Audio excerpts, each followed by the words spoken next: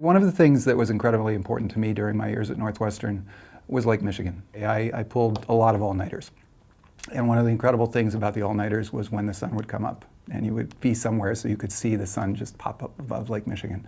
And I have many, many fond memories of that, as well as being out with friends, certain friends, out on the lake as the sun came up. I had a couple extra credits, so I enrolled in a bunch of extracurricular type things, and I did a sailing class.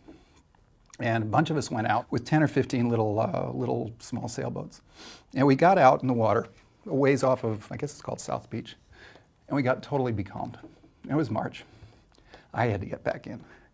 And I was a swimmer, and there were all these other folks, you know, pretty much in good shape and the rest of it, and we were all like, what are we gonna do? We're all becalmed. And it was like a typical March day in the sense it was 75, 80 degrees outside. In the sun it was warm, but the water was cold as heck. So I thought about it, and I was in shorts.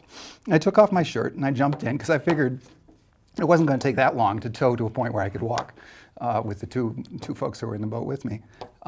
So that's what I did. And everybody said, he's crazy, he's going to have hypothermia, what's he doing, etc.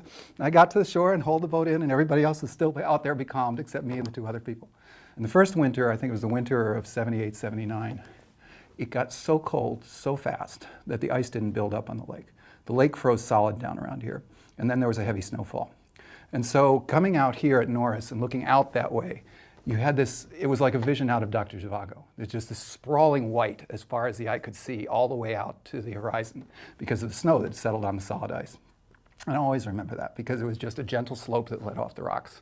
And there were people, there was a crust that was hard enough that you could walk around out there, but if you stayed in any place, you'd drop in like 1.5 feet or 2 feet into the snow, powder snow underneath the ice crust. There was the old pool that was up there in, I forget the name of the gym, that had 5 lanes and was 23 yards long. And it had been there since the 1940s. I know because one of my uncles swam in it. And I would go up to that place in the winter and come out and comb ice out of my hair when I walked back. And I always thought it was probably good for me because I never caught a cold. It was really weird, but that was the case.